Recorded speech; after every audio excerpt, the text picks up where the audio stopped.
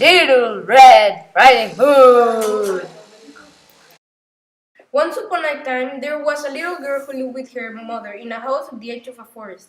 Her grandmother, who loved her, made her a beautiful red cape that the little girl wore wherever she went. That's why everybody called her Little Red Riding Hood, so much so that the folks forgot her real name. One day, Little Red Riding Hood's mother called her.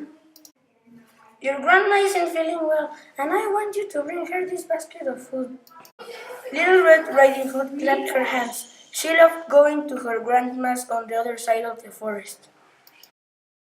But you must go straight there. You must not stop in the forest or on the road, but most of all, you must not talk to strangers, warned her mother.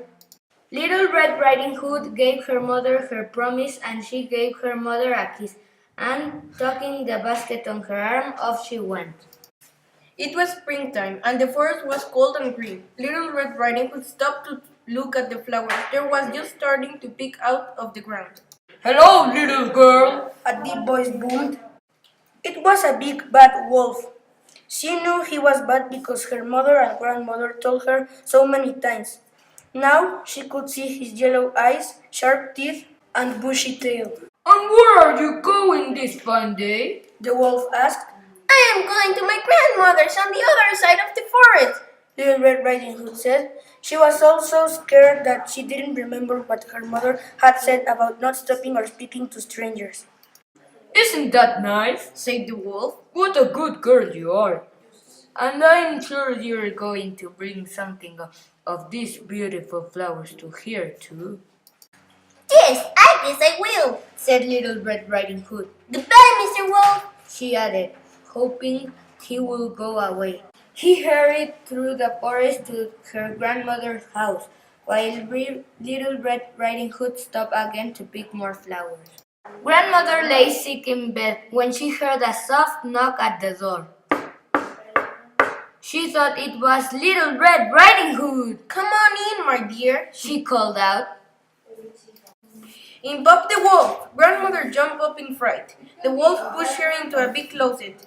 But first, he grabbed her lacy nightcap and tied it around his head. He got into her bed and drew the covers up to his chin to wait for Little Red Riding Hood. Soon she came, carrying the basket of food her mother had packed and the bucket of flowers she had picked.